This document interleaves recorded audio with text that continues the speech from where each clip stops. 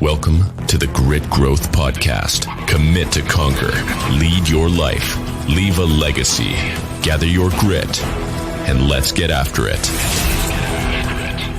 So we got Greg Bradley with us here today. Greg and I have known each other for a number of years, kind of going back to building the CRA building and probably about 15 years ago now in Gainesville. But Greg, we wanted to bring you on. You were in Gainesville. You were a little bit of story I remember from growing up in Gainesville to going to Atlanta to coming back to Gainesville to do things within the community to going back to Atlanta to now back in Gainesville and taking over, some family business items. And really, we want to hear your story, your struggle. There's a lot of decision points right there that I just mentioned, the different moves from personal pursuits to more philanthropic to then more family. But we want to hear your story, the grit it's taken you to get through to this point. You're very successful within your world.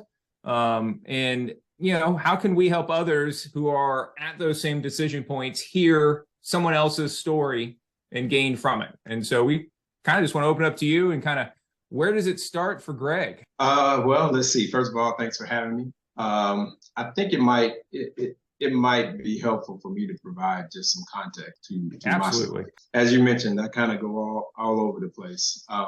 So I grew up in Gainesville. I left to go to college in Tallahassee at Florida A&M, and then I spent some early years in my career working in Silicon Valley for Hewlett Packard. And that was kind of how I got started. And then I left and went to business school at the University of Virginia. And then that led me into my first career, which was really consulting. And I spent time working with large companies, working on financial shared services, merger acquisition, strategy and operations, just for large companies. And at some point along that journey, that was a hard life. I learned more than I probably have learned in my life in a short period of time. But it was a hard life with a wife and a newborn child. I would fly out on Monday mornings and fly back on Thursday nights to be in the office on Fridays. And I did that for probably 6 years. At some point, we reached a place in our hearts. I kind of felt like Gainesville was the place for me to go back to. So we packed up our stuff and we moved here in 2007. And that's when I met Matt while I was working for the Community Redevelopment Agency. So I went from jet setting all over the world, working in big corporations to working in local government in Gainesville. You went from filet to hamburger. Yeah, so I'm not saying anything bad about the city of Gainesville. I'm just saying it was a culture shock for me to go from private sector to public sector within city government. And so, I did that for about 3 years. I actually loved the work. But I reached a point where I was like, hey, I'm in the prime of my earning years. I'm not sure Gainesville is the place for us to grow. And to make a long story short, and when it comes to grit, this is probably something that I said, hey, you know what? This is too hard. And I packed up our stuff. We came to Gainesville with one child. We left with 3. We went back to Atlanta in 2010. And I went back into consulting. I didn't go back to the same firm because I didn't want to jet set as much. But ultimately, I became a partner in that consulting firm and the first African-American partner in that firm globally. And I ran a large account for a global beverage company. And I ran a transformation practice for merger and acquisition, post-merger integration, business transformation. So, doing that, we kind of reached I think what most people would say, the American dream and success, and reach the top of the ladder. But there was just something missing. Like my wife and I knew there's something about our purpose on being on this earth was to be in Gainesville. And I had no intentions on ever coming back to Gainesville, ever.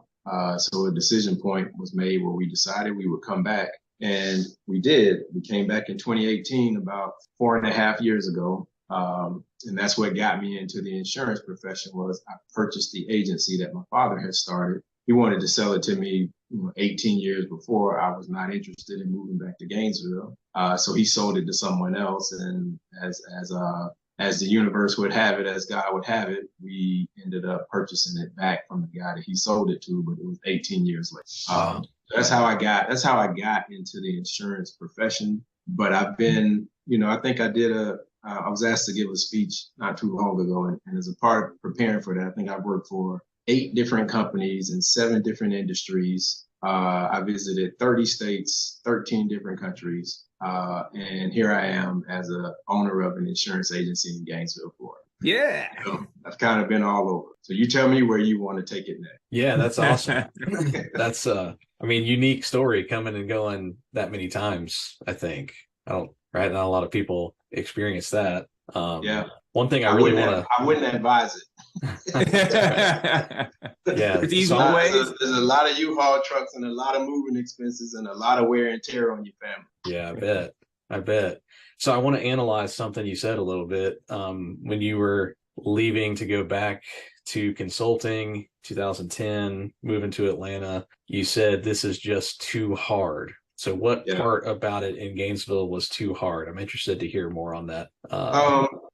We had given up a pretty comfortable lifestyle to move here. And we were okay with downsizing our lifestyle. But when you're in your mid 30s and you're in kind of the prime of your earning years, while I loved what I was doing, I felt like there was, I was not doing the best for my family that I was able to do. And so I had to be perfectly honest, I searched for a job in Gainesville because I really wanted to be in Gainesville, and I just couldn't. I couldn't find anything. And it got me very frustrated and very upset because I was like, well, I've got education, I've got experience, and I just could not get a job in Gainesville. And so after some very frustrating moments, I just said, you know what, this isn't, and we had some things going on in our personal lives too. It wasn't just professional. But when you put all those things together, I just felt like there was so much pressure around me. And I said, I can't do this. I need to go back and do what feels right and what is comfortable for me. Yeah. So it was a opportunity cost you knew you were missing and a gut feeling component to it, it sounds like. Yeah. Well, my gut feeling was that I needed to stay in Gainesville. Okay. I don't know whatever you call it, my emotions, my frustration, whatever you want to call it. I basically was like, God, if you called us to be here, it shouldn't be this hard. Mm-hmm. If it's this hard, then maybe I'm not cut out for it. So maybe the call was there, just the timing wasn't right. Yeah, and I don't worry about it anymore. I used to think about it a lot. We were talking about grit, but this is a moment in time in my life where I felt like I didn't measure up. I wasn't able to persevere through it. And sometimes maybe I feel like, hey, maybe that was the plan all along, was to come here, get that exposure, go back to Atlanta, because that experience has set the foundation for, the nonprofit work that we work on now. Without that experience, I wouldn't even be able to I wouldn't have the context to do what we're doing. Yeah, definitely. The struggle builds the strength. Yeah. Well, and when you say you couldn't find a job, was it you couldn't find a job to the kind of salary you were looking to change to, or it didn't have that type of M&A or consulting job in Gainesville, or you just couldn't find a job? I mean, I had worked at the largest privately held consulting professional services firm in the world. I'd been to a top 10 MBA school. So the education, the experience, the things that I wanted to do, they either just weren't here or people weren't willing to see. Some of the feedback I got was, we think you're a big company guy, even though I was working at the city of Gainesville with a 13 person or 10 person staff member, staffing group. So, it was one of those things that was like, well, why can't I? There are other people that are coming here and getting jobs. It was very frustrating. And at some point, I was, heading up a mentoring program at one of the elementary schools here. When I got so frustrated, I was like, I'm not going back. I'm not telling another brown child in this town, go to school, get your education, and there'll be opportunities for you. Because at that moment in time, I didn't believe it. I just did not believe it, because I was like, if I can go and do all of this and I still can't find a job, then how do I look another person who doesn't have those experiences in the eye and tell them that they can have opportunity. And so all that stuff was just building up to I reached the point where I was like, you know what, man, forget Gainesville. You can keep it. Yeah. So, we talk about grit. And you're talking to two white dudes, is there a grit that we don't understand that you as an African American have to have? I don't really, I don't think that I think in terms of grit like that. So I have to reshape this. Do I think that Black people have challenges that white people don't? Absolutely. Yeah. First and foremost, I believe that everybody has challenges. And if you want to be successful in this life, you're going to have to overcome obstacles, period. Right. I do believe that given the historical context of America, there are challenges that we have to overcome. I have conversations all the time that say I'm willing to sit and talk about the issues that face Black people, African Americans in America. And we can have this discussion all the way through the night. The reality is tomorrow when I wake up, I'm still going to be a Black man in America. So now the question is, am I going to be successful or am I not going to be successful? And so I'm not at all, please don't mistake what I'm not at all minimizing the challenges or the struggle. I'm just saying we got to be successful regardless of it. So we got to be able to win even if the odds are not against us. And so, or even if the odds are not with us. So that's kind of how I see it is, yeah. Do I face different challenges? Absolutely. Is that going to stop me? Absolutely not. Absolutely. Well, that is grit, right? You're gonna find a way around it, through it, over it, persevere, no matter what. And that opportunity, for whatever reason, wasn't in Gainesville, but that opportunity to create a better life for your family was in Atlanta or another location, wherever that might be. Yeah. And so I took it. It was just absolutely. It was one of those things that maybe it was just the timing of it didn't work out. I firmly believe that Gainesville was the first to beat because we ultimately came back. It took us 8 years on that journey. But we're here and I'm at peace about that decision. I had a conversation with the CEO of one of the companies that I was interviewing with. And he came back and said, hey, we don't have anything. Now it left from at the interview, we're going to write a job description. We're going to figure it out. And give us a couple of weeks and we'll go back and forth and we're going to hire you. 2 weeks later, we don't have any opportunities. So when I moved back here 4.5 years ago, I met with that person who was no longer the CEO of that company. But he asked me, he said, Greg, that thing that was here when you left, it's still here, right?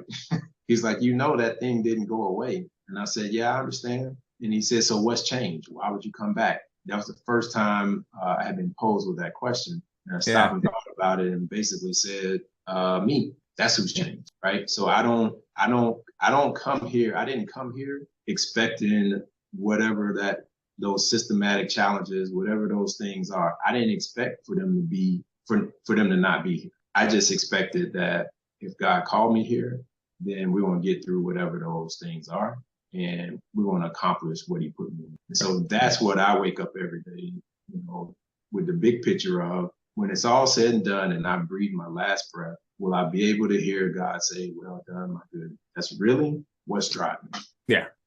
The passion behind it. Yeah. And basically you've made your own opportunity with your father's insurance company. Yeah. And so with this agency, right, I came in, I grew up around insurance, but I didn't have the insurance experience. So I needed to learn insurance, quickly. So over the last 4 years, I have just immersed myself in everything insurance. I became an adjunct professor at the college teaching insurance probably in the first year so I could learn it. Right. Absolutely. But I did that for 3 years where, I had to read the curriculum, write the stuff for class, teach it. After 18 months of starting, I started looking to acquire another agency. I had never done that before, although I had lots of experience with M&A, but much, much bigger clients. So we purchased another agency in May of last year. So in May of 2021. So here I am, I've owned an agency for 2.5 years. Now I own 2 agencies. We merged them earlier at the beginning of this year, thank God. But I've had to learn, work, stay up late, get up early, go out and do things that are uncomfortable for me. I told you guys I'm an introvert, right? Being an introvert and being a business owner that needs to develop relationships, those 2 things don't go together. So I do things that are uncomfortable to me because I have to, and my family is dependent on me, and I could not. I got to do what I got to do. I don't know how else to explain. I got to do what I have to do. That's it. I love how humble you are about all of this, because everything you're saying is like ultra gritty, and yet you're talking about it as if it's like, no big deal or you gotta go get bread and milk, right? I mean, it's just, we gotta do it. That's right? it. That's what I'm saying. I don't. That's what I'm saying. I don't think of it in terms. Right. I don't know if I think of it in terms of grit. I've always been on perseverance. You got to do what you got to do. But I have goals. I have dreams. I'm going to accomplish those goals. I'm going to realize those dreams. I mean, that's apparent. That's so obvious. The answer is yes. The question is how. I say that all the time. Right. The answer is yes. The question is how.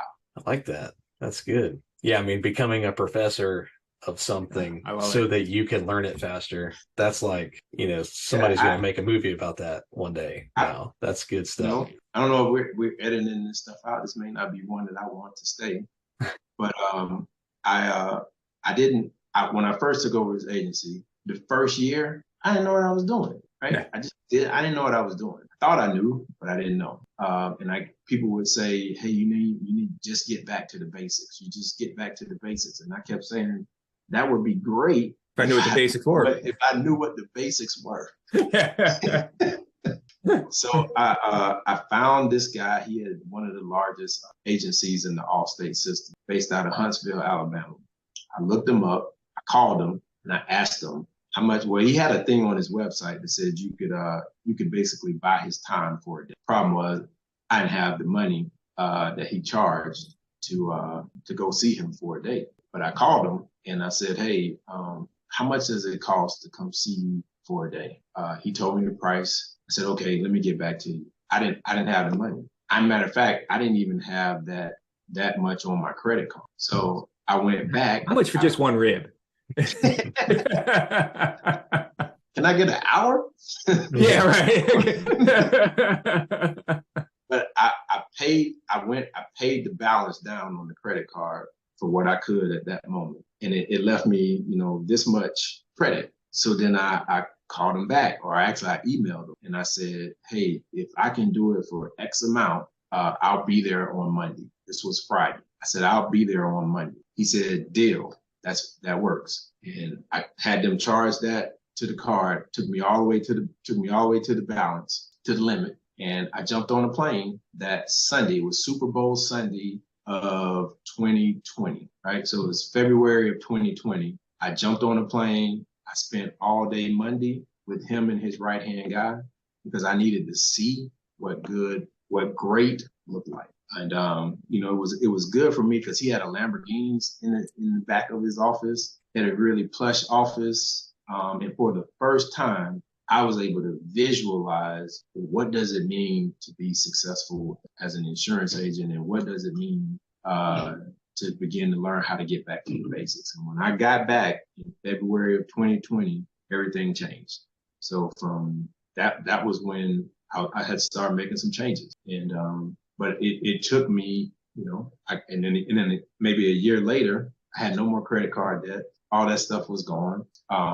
And I was very grateful to them for taking the time to invest in me. Even though I paid, they still took the time out to invest in me. And so I'm nowhere near the potential of where we can be. But, to be here for 4.5 years, to have purchased another agency, to learn and to train our staff to be aware of what's going on in this industry, and to be hooked in with the representatives and trying to stay abreast of what's going on in this industry.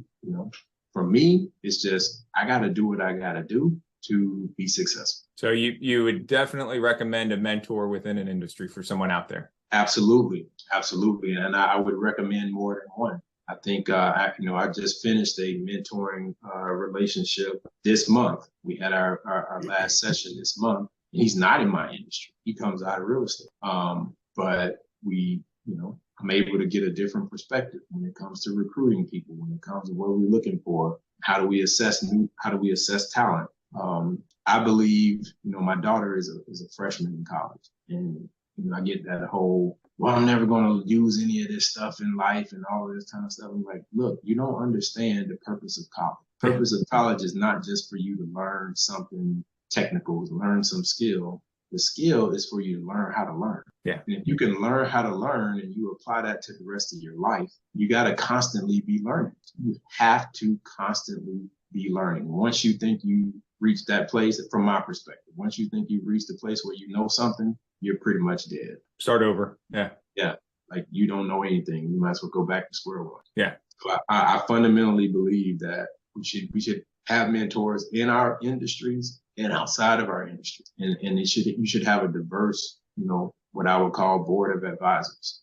People that don't look like you, don't think like you, or that don't all look like you or all think like you, don't have all the experiences. Right. And you ought to be on somebody else's board of advisors and be a mentor. Yeah. Do you still keep in touch with that other agent that you did the day with? Yeah, not on a daily, but I still subscribe. I still pay for their training platform. So, in a sense, not just me, but my entire staff gets mentored through them, but it's through their training platform as opposed to. Yeah, so that's a full-blown investment on the whole company. Absolutely. Yeah. Awesome. Okay. Well, so another thing you mentioned earlier that I really wanted to come back to, you said when you went back to Atlanta, you reached the top of the corporate ladder, but you and your wife determined that there was something missing at the top of the ladder. Yeah. Have you pinpointed and can you articulate what exactly was it that you were missing? Yeah, purpose and fulfillment. So I think we spend, I can't speak so much in Gainesville, but I can definitely speak for it, in the corporate world in a larger city. We spend a lot of time climbing ladders, spend a lot of time trying to get to that next level.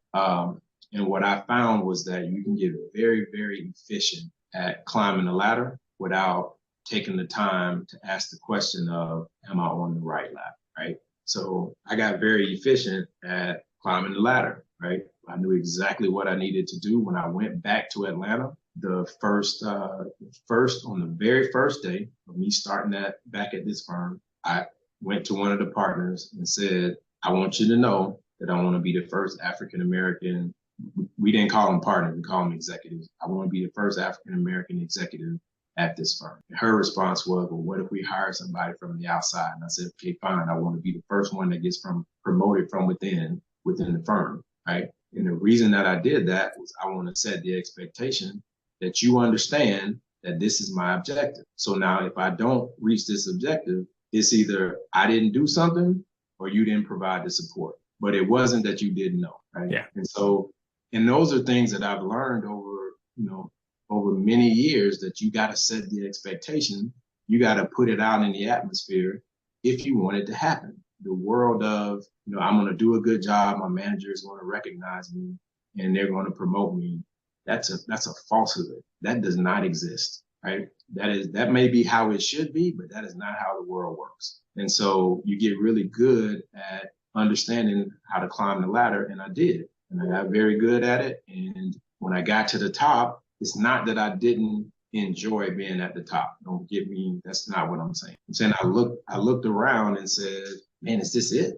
Is this what I've been working so hard for? Because the pressure gets even more. The higher you get to the top, the more pressure there is. It's less fluff. The conversations that you have are very pointed. Right? There's not a lot of fluff. By the time the message gets down to the rest of the organization, it's all fluffed out. And I used to say, man, the people at the top, they don't know what they're doing. In reality, the people at the top, I found out they know exactly what they're doing.